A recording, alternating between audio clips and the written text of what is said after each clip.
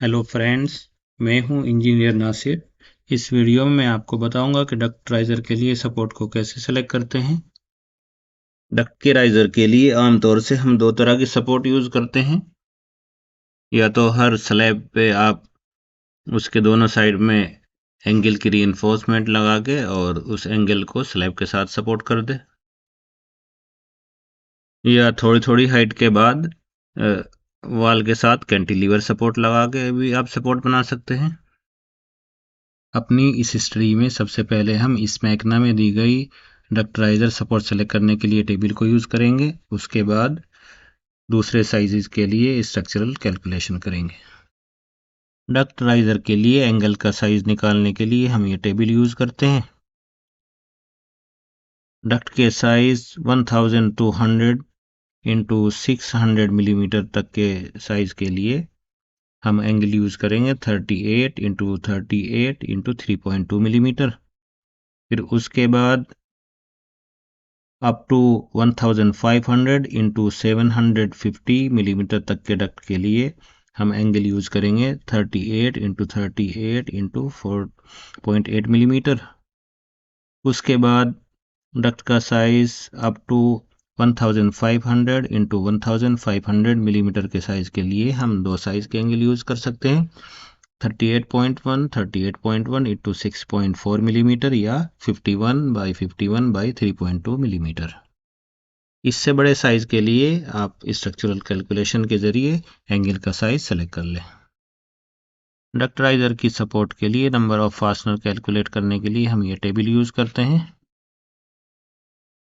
Duct का size up to 406 millimetre तक दो fastener, up to 610 millimetre duct size तक तीन फास्टनर। उससे बड़े साइज के लिए हम डक्ट का साइज अगर मिलीमीटर है तो उसको हम 200 से डिवाइड करके total number of fastener calculate कर सकते हैं। और डक्ट की दोनों एज के बाद 50 मिलीमीटर के अंदर एक फास्टनर लगाना चाहिए। मान लेते हैं हमारे पास एक डक्टराइजर है जिसका साइज है 700/400 मिलीमीटर। इस डक्टराइजर के लिए हम स्लैब के साथ में सपोर्ट बनाना चाहते हैं। अगर दो स्लैब के बीच में जो हाइट है वो 3.7 मीटर या उससे कम है तो इस डक्टराइजर की सपोर्ट के लिए एंगल का साइज आप इस टेबल से सेलेक्ट कर सकते हैं। डक्ट का साइज है 700/400 मिलीमीटर। यहाँ पे जो पहला साइज है 914 457 ये इससे बड़ा है, तो हम इस डक्ट के राइजर सपोर्ट के लिए 38.1 30 इंटू 38.1 इंटू 3.2 मिलीमीटर की साइज की एंगल सेलेक्ट कर सकते हैं। लेकिन आपके पास अगर दो स्लैब के बीच में डिस्टेंस 3.7 मीटर से ज़्यादा है या आपके पास जो डक्ट है उसका साइज इससे बड़ा है जो लास्ट में दिया गया है इस टेबल में, तो फिर आप उसके लिए स्ट्रक्चरल कैलकुलेशन के ज़रिए एंगल या चैनल का साइज सेलेक्ट कर लें, जिसके लिए हम इस वीडियो के पार्ट 2 में सैंपल कैलकुलेशन करेंगे। डक्टराइजर के लिए वॉल माउंटेड सपोर्ट निकालने के लिए हम दो तरीके यूज करते हैं।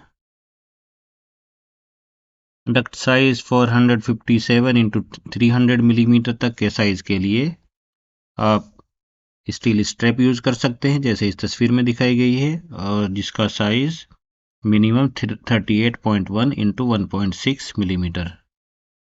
और duct size up to 610 into 508 millimetre तक के लिए स्ट्रैप का साइज है 25 इंटू 3.2 मिलीमीटर। पहले स्टिफनर का डिस्टेंस सपोर्ट के एंड से 50 मिलीमीटर से ज़्यादा नहीं होना चाहिए और कोने वाले स्टिफनर का डिस्टेंस डक्ट के कोने से 100 मिलीमीटर से ज़्यादा नहीं होना चाहिए। डक्ट राइजर के लिए कैंटिलीवर सपोर्ट आप दो तरीके से यूज़ कर सकते हैं। आपके पास अगर डक्ट की बड़े वाली डायमेंशन 600 मिलीमीटर या उससे कम है तो आप उसके लिए स्टील स्ट्रैप यूज़ कर सकते हैं जैसा कि इस तस्वीर में दिखाया गया है। और उससे बड़े डक्ट साइज के लिए आप स्टील एंगल या चैनल को यूज कर सकते हैं। Up to 450 millimetre duct size की कैंटिलीवर सपोर्ट के लिए स्टील स्ट्रैप का मिनिमम साइज है 38.1 इंटू 1.61 मिलीमीटर। और 600 मिलीमीटर तक के डक्ट साइज की कैंटिलीवर सपोर्ट के लिए मिनिमम स्टील स्ट्रैप का साइज है 25 इंटू 3.2 मिलीमीटर। डक्ट राइजर की एंगल सपोर्ट का साइज सेलेक्ट करने के लिए आप इस टेबल को यूज कर सकते हैं। 900 मिलीमीटर तक के डक्ट साइज की कैंटिलीवर सपोर्ट के लिए आप 25 इंटू 25 इंटू 3.2 मिलीमीटर की एंगल यूज कर सकते हैं, और 1200 मिलीमीटर तक की डक्ट की कैंटिलीवर सपोर्ट के लिए एंगल का साइज है 31.8 इंटू 31.8 इंटू 3.2 मिलीमीटर। और उससे बड़े डक्ट साइज के लिए आप उसकी कैंटिलीवर सपोर्ट के लिए एंगल या चैनल सेलेक्ट करने के लिए स्ट्रक्चरल कैलकुलेशन कर लें। मान लेते हैं हमारे पास एक डक्ट है जिसका साइज है 850 इंटू 600 मिलीमीटर। तो इसकी कैंटिलीवर सपोर्ट के लिए हमें एंगल सेलेक्ट करना है, तो उसके लिए हम इस टेबल में इस साइज को सेलेक्ट करेंगे। आप देख सकते हैं 850 914 की रेंज में आता है, तो यहाँ से हम इसकी कैंटिलीवर सपोर्ट के लिए 25 इंटू 25 इंटू 3.2 मिलीमीटर की एंगल सेलेक्ट कर लेंगे। इसी तरीके से 500 इंटू 300 मिलीमीटर साइज के डक्ट की कैंटिलीवर सपोर्ट के लिए स्टील स्ट्रैप सेलेक्ट करने के लिए हम ये टेबल यूज करेंगे। आप देख सकते हैं 500 610 की रेंज में आता है, तो यहाँ से हम इसकी कैंटिलीवर सपोर्ट के लिए 25 इंटू 3.2 मिलीमीटर साइज का स्टील स्ट्रैप सेलेक्ट कर लेंगे। डक्ट राइजर की कैंटिलीवर सपोर्ट के लिए एंकर सेलेक्ट करने के लिए फॉर्मूला यूज करते हैं। Tensile load equal to 3/8 into duct weight divided by 4 and shear load equal to half into duct weight divided by 4। Duct riser support के लिए आपके पास डक्ट का साइज अगर इस मैकना में दी गई टेबल से बड़ा है तो उसके लिए भी एक सैंपल कैलकुलेशन कर लेते हैं।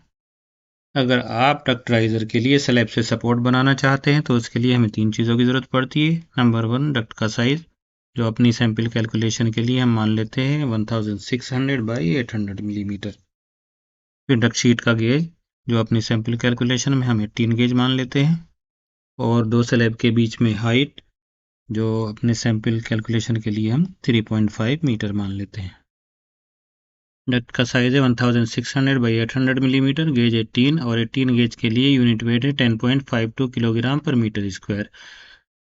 दो फ्लोर के बीच में हाइट डिफरेंस है 3.5 मीटर, और डक्ट की 3.5 मीटर लेंथ के लिए टोटल एरिया 16.8 मीटर स्क्वायर, और टोटल वेट है 176.74 किलोग्राम।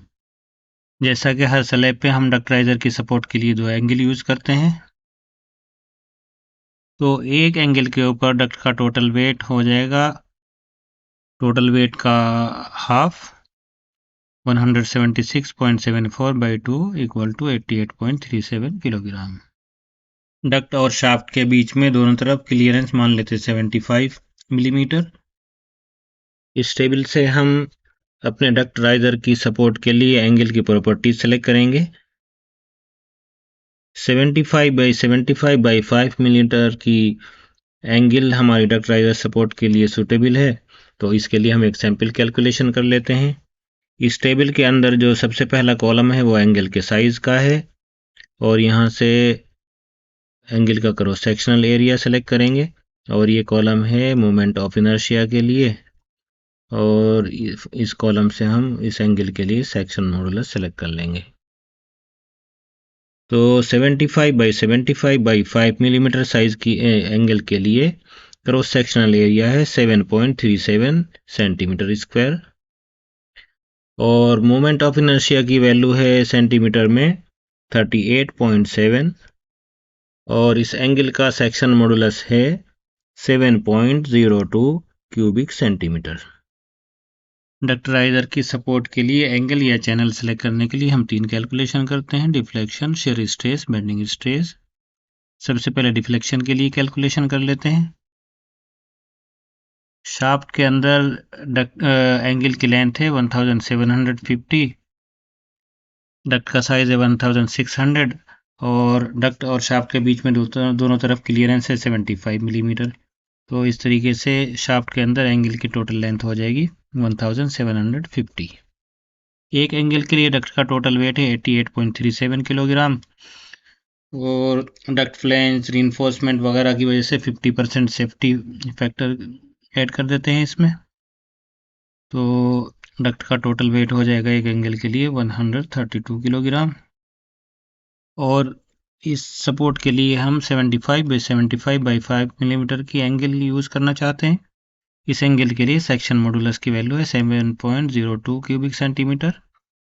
मोमेंट ऑफ इनर्शिया है सेंटीमीटर में 38.7 सेंटीमीटर पावर 4 और क्रॉस सेक्शनल एरिया है इस एंगल के लिए 7.37 सेंटीमीटर स्क्वायर। इन वैल्यूज़ को जब हम इस फॉर्मूले में अप्लाई करते हैं तो इस एंगल के अंदर इस डक्ट वेट की वजह से डिफ्लेक्शन की वैल्यू आती है 1.875 मिलीमीटर और एंगल की इस लेंथ के लिए मैक्सिमम अलाउएबल डिफ्लेक्शन की वैल्यू है 4.86 मिलीमीटर।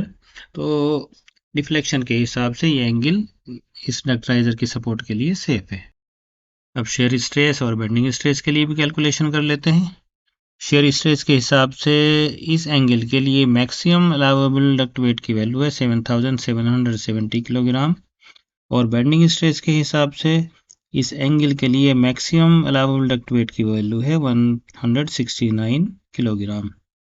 ये दोनों वैल्यूज़ हमारे पास डक्टाइजर का जो वेट है उससे ज़्यादा है, तो इसलिए शेयर स्ट्रेस और बेंडिंग स्ट्रेस के हिसाब से भी ये एंगल इस डक्टाइजर की सपोर्ट के लिए सेफ है।